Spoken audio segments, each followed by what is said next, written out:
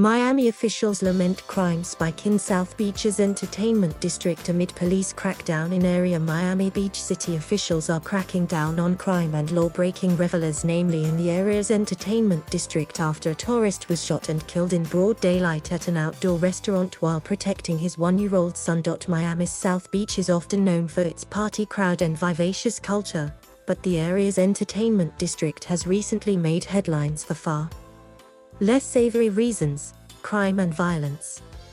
Amid a spurt of high-profile crimes, most recently the shooting death of 21-year-old Dustin Wakefield on the evening of August 24, the city's exasperated mayor told the public, "We cannot accept this as our normal. Our city arrests more people per capita than nearly any of the other 34 cities in Miami-Dade County. This little area, what we have called an entertainment district, has become an incredible magnet to crime and disorder. And whatever it provides in revenue, it's just not worth the heartache," Miami Beach Mayor Dan Gelber said in a video message late last week. He added, "Despite the volume of arrests and code violations, people are still coming to buy drugs to fight and, too often, carrying guns." After the shooting, Tamarius Blair Davis, 22, of Norcross, Georgia, told investigators he shot Wakefield on because he was high on mushrooms, which made him feel empowered, according to his arrest report. Davis allegedly told police he approached the patio area of the La Cerveceria restaurant just before 6:30 p.m. and randomly decided to shoot Wakefield, who was on vacation from Castle Rock, Colorado.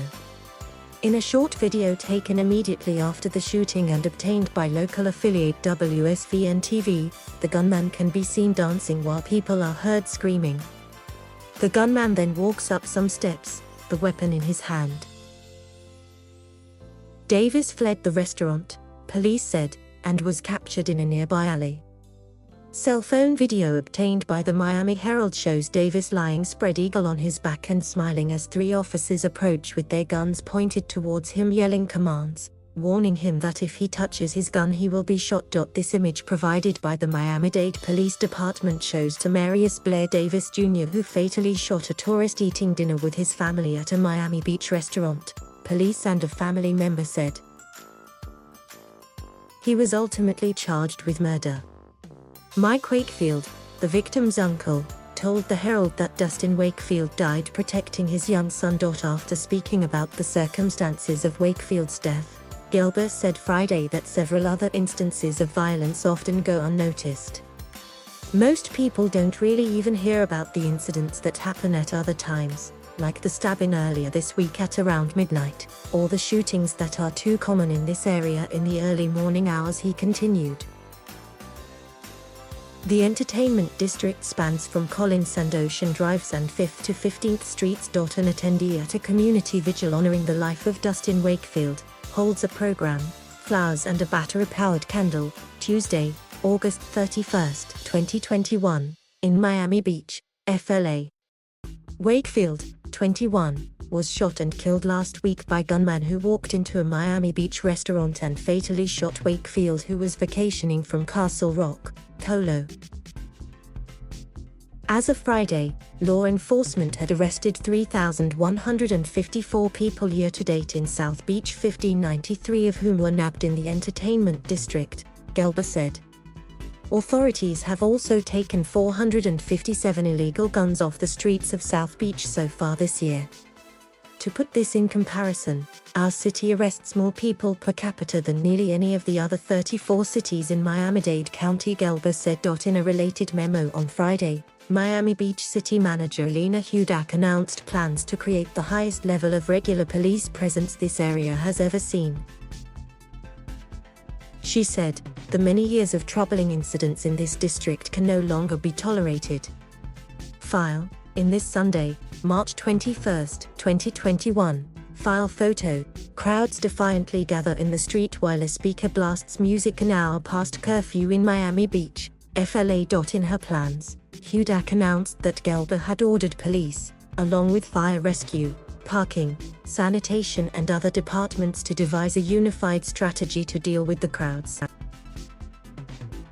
The police department reassigned an average of 40 officers to patrol South Beach streets, to increase visibility not just on nights and weekends, but throughout the day, the memo stated. Galba said 10 officers from the county are being added every weekend to South Beach duty for the rest of the year. The beachfront party scene has been plagued with increasingly out-of-control partiers during holiday weekends.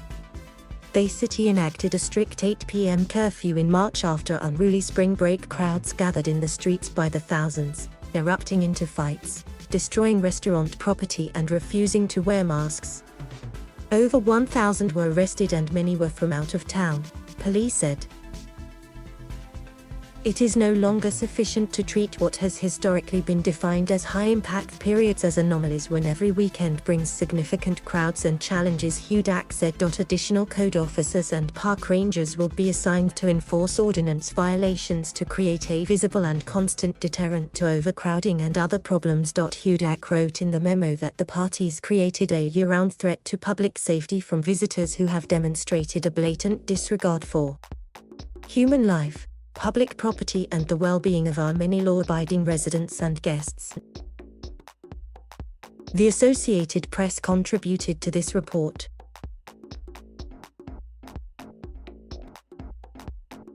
Thank you for watching. Please subscribe.